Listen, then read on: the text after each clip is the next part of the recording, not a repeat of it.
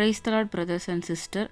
55 நாளில் எப்படி புதிய ஏற்பாடு முழுசும் படிக்கலாம் அப்படிங்கிற ஒரு சின்ன அட்டவணையை தான் நான் உங்களுக்கு இப்போ வந்து அதை வந்து காமிக்கலான் இருக்கிறேன். வேதத்தில் உள்ள அதிசயங்களை பார்க்கும்படிக்கு என் கண்களை திறந்தரும்னு சொல்லி சங்கீதக்காரன் சொல்கிறான். நம்ம பைபிள் படிக்கிறது வந்து இப்படி தான் இவ்வளோ தான் படிக்கணும் அப்படின்னு கிடையவே கிடையாது. இதுக்கு மேலேயும் நம்ம படிக்கலாம். ஒரு நாளைக்கு நான் 5 அதிகாரம் படிக்கிற மாதிரி ஒரு சின்ன அட்டவணை கொடுத்துருக்குறேன். இதுக்கு மேலேயும் நம்ம படிக்கலாம், சரிங்களா? அதனால் இது வந்து என்னோட தனிப்பட்ட நான் கடைப்பிடிக்க போகிற இந்த காரியத்தை நான் உங்களுக்கு சொல்கிறேன். பார்த்தீங்க அப்படின்னா ஒரு பக்கத்துலைகள் இருக்குது, நமக்கு டைமே இல்லை அப்படின்னு சொல்லி யார் கேட்டாலும் சொல்கிறோம், நம்மளும் அப்படி தான் சொல்கிறோம். ஆனால் வேதம் கிடைக்கக்கூடாத ஒரு பெரிய பஞ்சம் வருது. வேதம் கிடைக்கக்கூடாதுன்னா இன்றைக்கி வேதத்துலேயே நிறைய கலப்படம் வந்துடுச்சு. நம்ம வாசிக்கிற பைபிள்லே நிறைய திருச்சி இங்கிலீஷ் பைபிள்லாம் பார்த்திங்க அப்படின்னா வேறு அர்த்தத்தை மாதிரி எழுத ஆரம்பிக்கிறாங்க. ஸோ நம்ம வாசிக்க வேண்டிய கட்டாயத்தில் இருக்கிறோம். நாட்கள் பொல்லாதவைகளானதால் காலத்தை பிரயோஜனப்படுத்தி கொள்ளுங்கள்னு சொல்லி நம்ம ஆண்டவர் நமக்கு சொல்லியிருக்கிறாரு. ஸோ நம்ம பொல்லாத காலத்தில் இருக்கிறோம். அதனால் நம்ம ஆண்டவருக்கு அதிகமாக முக்கியத்துவம் கொடுக்கணும்னு சொல்லி ஆண்டவர் விரும்புகிறாரு. ஸோ அதனால் இது நான் கடைப்பிடிக்க போகிறேன். இனிமேல் தான் நான் அதை ஃபாலோ பண்ண போகிறேன். நான் February 1 இருந்து நான் இதை ஃபாலோ பண்ணலான்னு இருக்கிறேன். ஸோ நீங்களும் இந்த மாதிரி இது மாதிரி தான் போடணும் அவசியம் இல்லை. உங்களுக்கு நீங்களே நீங்கள் சார்ட் ரெடி பண்ணி வச்சுக்கோங்க. டெய்லி பைபிள் வாசிங்க. ஸோ நான் ரெடி பண்ணி வச்சுருக்கிற இந்த பைபிள் பற்றி நான் சின்ன இன்ட்ரடக்ஷன் கொடுத்துட்றேன்.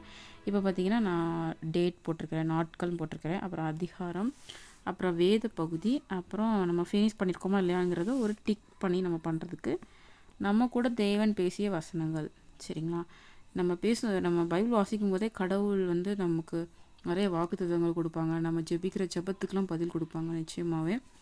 ஃபஸ்ட்டு நான் February 1 நான் வாசிக்கலான்ட்டு இருக்கிறேன்.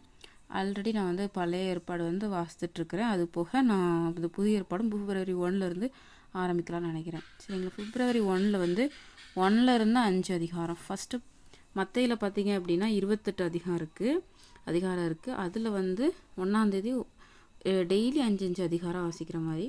ஸோ நான் 1 இருந்து 5 அதிகாரம் வாசிக்க போகிறேன். வாசித்து முடிச்சிட்டிங்க அப்படின்னா இதில் நம்ம ஒரு சின்ன டிக் பண்ணிடலாம். டிக் பண்ணிவிட்டு வாசித்து முடிச்சக்கப்புறம் அந்த 5 அதிகாரத்தில் தேவன் நம்ம கூட பேசின வார்த்தை, கட்டளைகளாக இருக்கலாம், கற்பனைகளாக இருக்கலாம், இதெல்லாம் பண்ணக்கூடாதுன்னு ஆண்டவர் சொல்லியிருக்கலாம், நமக்கு வாக்குத்தத்தம் கொடுத்துருக்கலாம். எதெல்லாம் ஆண்டவர் நம்ம கூட பேசினாங்களோ அதை அந்த இடத்துல எழுதிக்கலாம். நீங்கள் இல்லைனா கூட ஒரு டைரி கூட நீங்கள் ரெடி பண்ணி டெய்லி அந்த மாதிரி எழுதிக்கலாம். ஸோ இந்த மாதிரி நான் வரிசையாக போட்டிருக்கிறேன். மற்ற 28 அதிகாரத்தில் பார்த்திங்கன்னா 6ஆவது நாள் 28 அதிகாரம் தான் வருது. இதில் 5 அதிகாரம் இல்லை.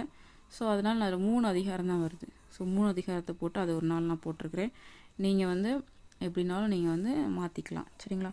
அடுத்து மார்க்கில் 16 அதிகாரம் இருக்குது. அதையும் அதே மாதிரி மார்க் 3 நாளில் முடிகிற மாதிரி இருக்குது. அப்புறம் லூக்கா பார்த்திங்கன்னா 24 அதிகாரம் இருக்குது. அது ஒரு 5 நாள் முடிகிற மாதிரி இருக்குது. இப்படி நான் ஒவ்வொரு நாள் கீழே போட்டிருக்கேன். மொத்தம் இந்த February 28 நாள் வருது. நான் இந்த 27 நாள்லேயே ரோமர் ஃபுல்லாக முடிச்சிடுறோம். ரோமர் நமக்கு 16 அதிகாரம் இருக்குது. ஸோ இந்த 16 அதிகாரத்தையும் நம்ம முடிச்சிடும். இப்போ இந்த ஒரு மாதம் நீங்கள் படிச்சிங்க அப்படின்னா மத்தேயு, அப்புறமா மார்க்கு, லூக்கா, யோவான், அப்போஸ்தலர், அப்புறமா ரோமர், இவ்வளோத்தையும் நீங்கள் முடிச்சிடலாம்.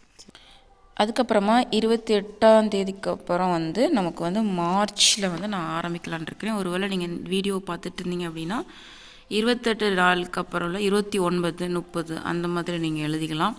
ஸோ இப்போ அந்த நாட்கள் நான் March 1 அடுத்து நான் ரோமருக்கு அடுத்து 1 கொரிந்தியர், அதில் 16 அதிகாரம் இருக்குது.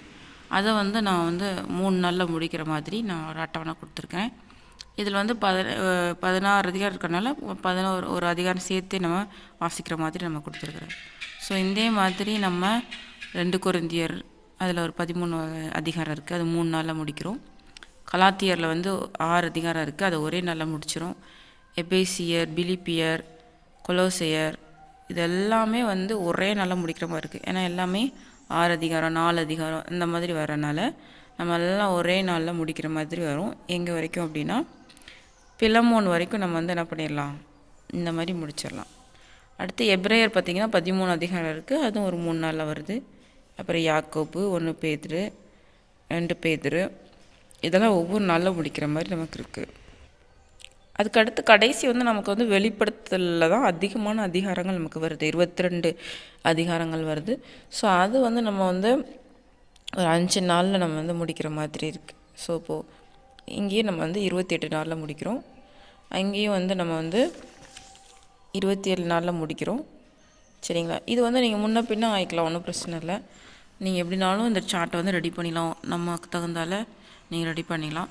என்ன பண்ணாலும் கடைசி இந்த வசனம் நம்ம தேவன் நம்ம கூட பேசுகிற வசனங்கள், கற்பனைகள், கட்டளைகள், அவர் நமக்கு கொடுக்குற வாக்குத்தத்தம் எல்லாத்தையுமே கடைசியாக இருக்கிற அந்த தேவன் பேசிய வசனங்கள்ங்கிற அந்த இடத்துல நம்ம குறித்து வச்சுக்கலாம்.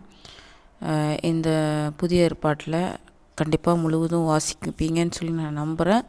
கர்த்தர் தாமே நம்மை ஆசீர்வதிப்பாராக. ஆமேன்.